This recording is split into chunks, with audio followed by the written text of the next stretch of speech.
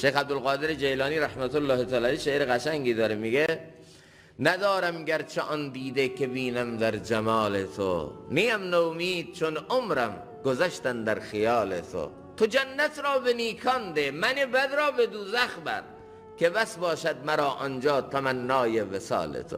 خدایا چشمی که لیاقت دیدار تو رو داشته باشه من ندارم، اما ناامیدم نیستم، چون یه عمر با شوق دیدار و لقاء تو زندگی کردم.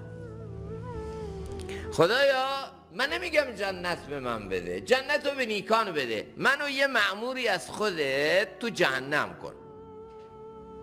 یه وقتی از طرف تو زندانبانه، مأمور زندانی نیست، بودنش تو زندان برای شکنجه و عذاب نیست، خب مأمور اونجا شده.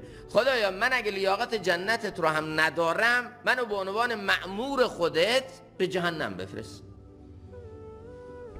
من تو همون جهنمیم که امتثال امر تو بکنم، من تو همون جهنمیم که مال تو باشم و امید وصل تو درو باشد، همون برای من کافیه.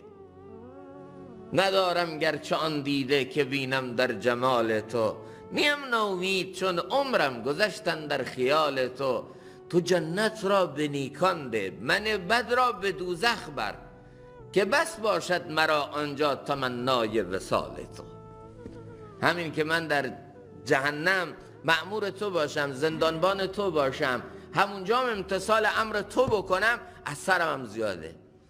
تمنای وصال تو در جهنم که به عنوان مأمور تو اونجا باشم همین بره. خیلی از فرشته ها هستن که تو جهنمن، برای امتثال امر الله اونجا هستن، خودشون جهنمی نیستن ولی برای امتثال امر الله. خدا یکی من از اونا بکن، من تو جنتتم نمیخوام.